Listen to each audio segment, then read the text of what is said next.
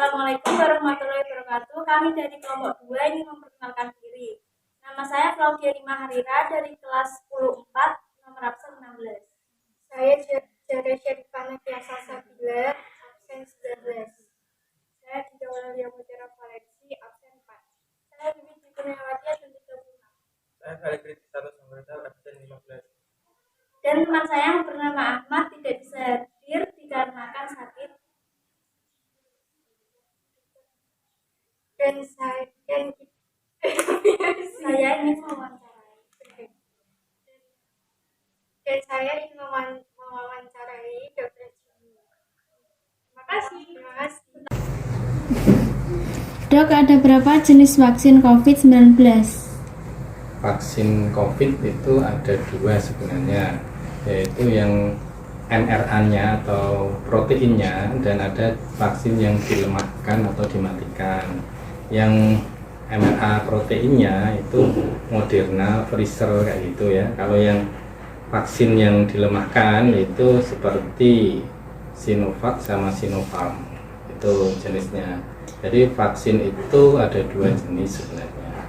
Dan di Indonesia ini kebanyakan yang dipakai pertama memang Sinovac.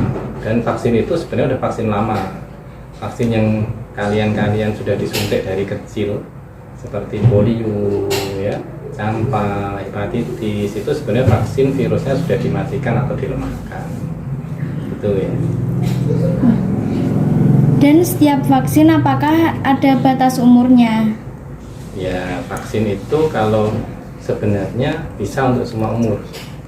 Jadi terutama vaksin yang dilemahkan atau dimatikan. Makanya vaksin yang virus yang dimatikan itu Sinovac itu bisa untuk umur dari 6 tahun sampai ke atas, itu bisa untuk sementara ya. Besok rencananya mungkin anak-anak di bawah itu bisa divaksin, itu rencana pemerintah. Tapi kalau yang untuk batasan umur itu sebenarnya untuk vaksin yang virus yang dimatikan itu sebenarnya nggak ada batasan kalau pakai vaksin yang virusnya dimatikan atau dilemahkan, gitu ya. Cuma kalau yang protein itu masih saya masih kayaknya masih orang dewasa. Kalau yang itu soalnya efeknya lebih berat daripada yang virus yang dimatikan atau dilemahkan. Oke. Apa saja efek samping yang didapatkan dari setiap jenis vaksin? Beda-beda, semua itu nggak sama setiap orang. Kadang ada yang cuma ngilu tok ya, kalau kemeng kadang, tapi ada reaksi yang berat. Kalau sampai alergi itu bisa menyebabkan alergi berat, itu bisa bengkaknya itu bisa besar. Kadang bengkak lokal atau sekitar yang disuntik, kadang juga bisa menyebabkan alergi seluruh tubuh. Vaksin itu ada bagian-bagiannya memang atau kandungannya yang dapat menyebabkan alergi. Tidak semua orang, itu kadang 1001 itu orang atau 101 orang itu baru satu orang yang alergi, tidak semuanya. Kebanyakan ringan kalau yang di kita, dan bengkak, ada yang gregesi atau demam, ada yang cuma ngilu atau kemeng gitu ya, beda-beda. Gejala apa saja yang ditimbulkan oleh penyakit COVID-19? Gejala yang ditimbulkan, gejala ringan itu ya, contoh ya dengan batuk, pilek, demam, terus hilang rasa untuk makan sampai susah, terus sampai timbul bintik-bintik merah seluruh tubuh, itu salah satu gejala lainnya untuk COVID. Bagaimana cara mengatasi gejala-gejala tersebut?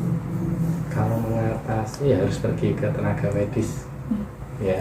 Kalau mengatasi, karena kan demam itu ada obatnya, virus itu ada antivirusnya, batuk itu ada namanya untuk mengencerkan dahaknya gitu ya. Karena COVID itu kebanyakan batuknya susah untuk keluar dahak.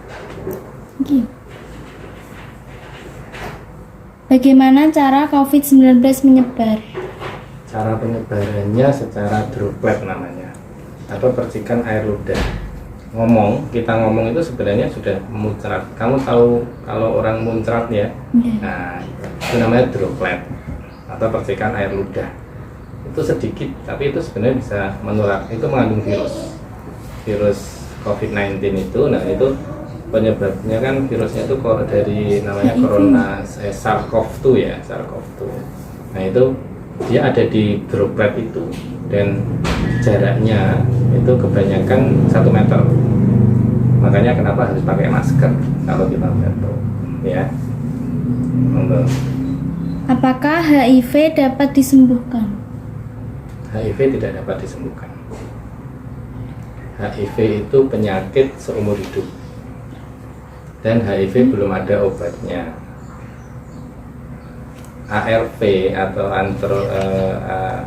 antiretroviral itu sebenarnya dia hanya untuk mencegah virusnya supaya berkembang sehingga tidak cepat berkembang dan tidak cepat merusak sistem kekebalan tubuh.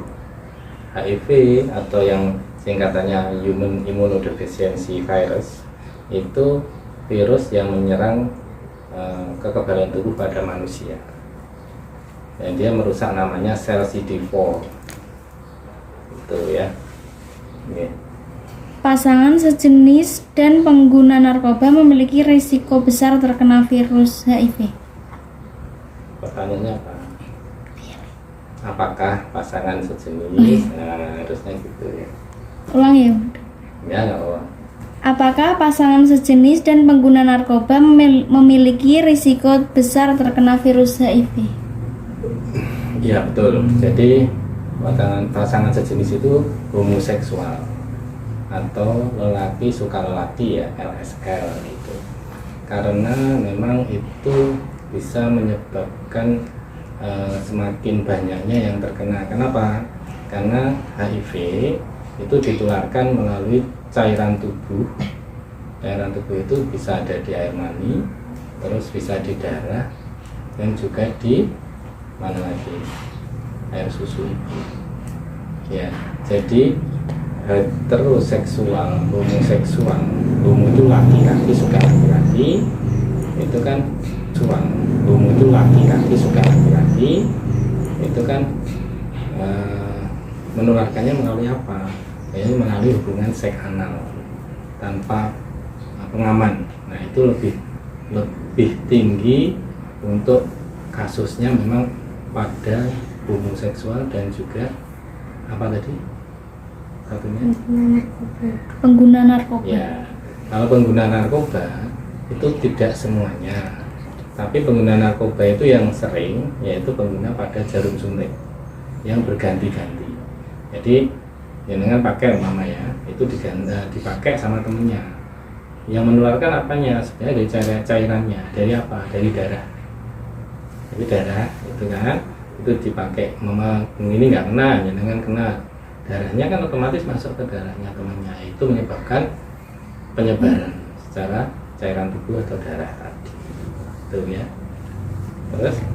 Apakah penderita HIV akan sembuh dengan menggunakan obat-obat herbal?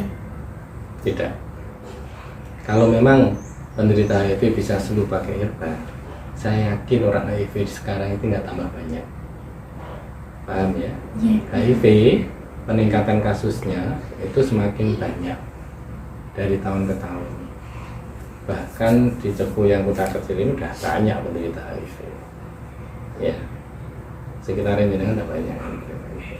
Di Bojonegoro, di kota Bojonegoro itu sampai ada namanya klinik sehati yang khusus menangani penderita HIV. Itu banyak, semakin hari semakin bertambah, bukan semakin berkurang. Kalau obat herbal itu bisa, saya yakin penderita HIV akan tambah turun. Betul? Nah, dan dokter itu akan pakai itu, udah pasti. Ya, jadi hati-hati dengan kata-kata herbal. Herbal itu sebenarnya harusnya tidak ada BKO namanya, bahan kemasan kimia obat.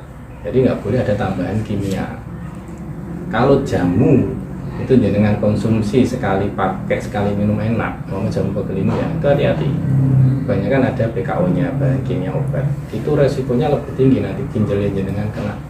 Sekarang banyak orang gagal ginjal itu dari minum-minuman jamu yang mengandung bahan kimia obat tersebut.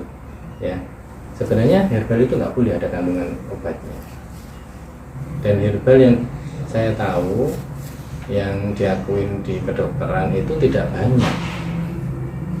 Contoh temulawak. Temulawak itu kalau di istilah kita kurkuma. Temulawak itu sudah diteliti itu mengandung batu protektor atau pelindung liver atau hati. Ya. Yang kedua yang mengandung antiseptik itu kalau di dunia kita ya medis yang saya tahu. Yang kedua yaitu contoh sirih, daun sirih. Daun sirih itu mengandung antiseptik untuk kuman. Makanya daun sirih dipakai untuk membersihkan apa? Untuk kumur, untuk sikat gigi, ya kan? Ada kan? Yeah. Nah, itu yang kita tahu, yang saya tahu ya Mbak Herbal. Kalau yang lain kita nggak ngerti karena memang ilmu saya bukan ilmu herbalis. Dan herbal itu sebenarnya tidak ada khusus di fakultas khusus herbal gitu, nggak ada ya. Nah, itu kan dari apa? Dari orang dulu, kepercayaan gitu ya. Bahwa ini bisa menyembuhkan ini, menyembuhkan itu. Padahal kalau memang itu terbukti, itu pasti sudah dipakai di kedokteran, pasti itu, kan pasti diteliti juga kandungannya, ya. Enggak lanjut. Sudah, Dok. Terima Sudah. kasih. Oh ya, sama-sama.